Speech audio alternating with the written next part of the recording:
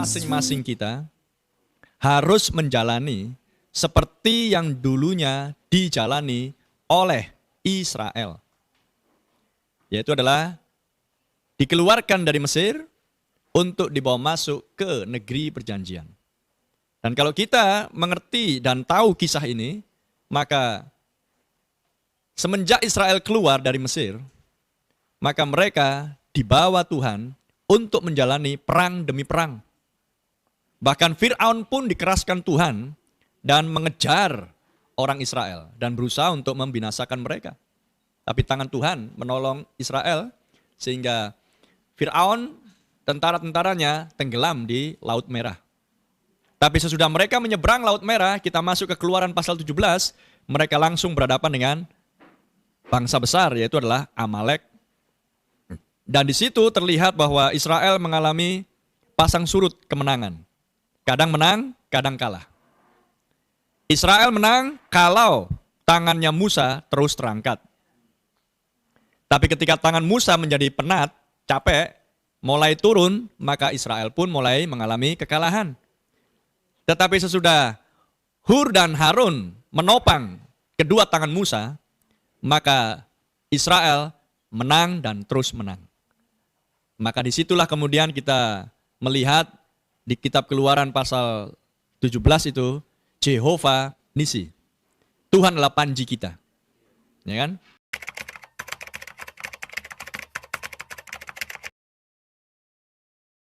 Jadi kunci kemenangan bagi kita adalah mengangkat tangan pelayanan.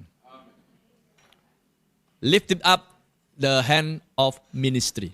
Mengangkat tangan pelayanan, ministry.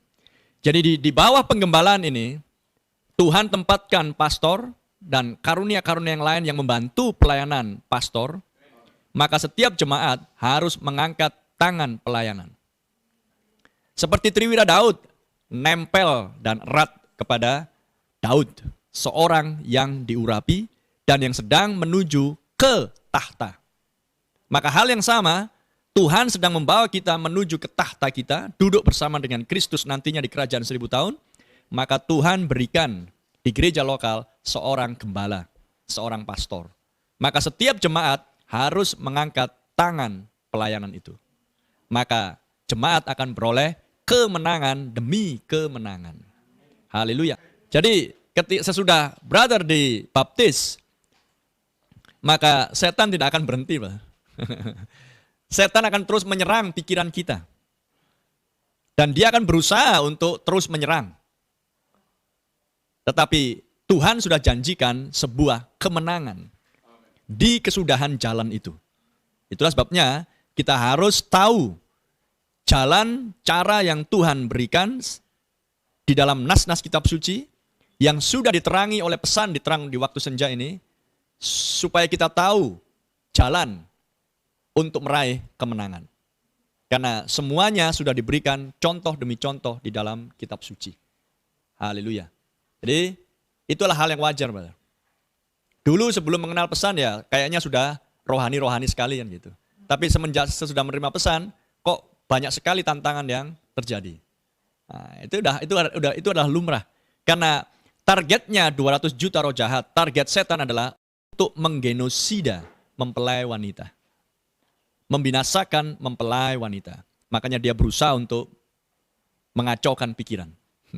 Tapi teruslah berperang, angkat tangan pelayanan, maka brother pasti menang. Dari benih kembali ke benih, dari keluar dari Mesir, kita harus masuk ke negeri perjanjian. Itulah penebusan kita. Karena penebusan memiliki dua kata, yaitu adalah keluar dari, masuk ke. Itulah penebusan. Itulah sebabnya kenapa kita sesudah menerima pesan ini, kita hidup di dalam ketegangan, ya karena kita ingin terlihat benar senantiasa. Benar di hadapan Tuhan. Merendahkan hati di hadapan firman yang tersingkap. Amin. Makanya kita selalu tegang. Dan Nabi katakan, mengenal dia adalah hidup. Haleluya. Dia yang adalah firman. Mengenal firman adalah hidup. Jadi sebagai seorang yang hidup, maka kita akan mengalami suatu pasang surut. Itu sudah wajar. Kita pernah mengalami kalah, kita juga pernah mengalami menang. Tapi Tuhan menjanjikan kita harus menjadi orang yang dewasa, maka tiba waktunya Israel mengalami menang dan terus menang dan terus menang dan terus menang. Haleluya. Tiba waktunya. Terpuji nama Tuhan. Atau apapun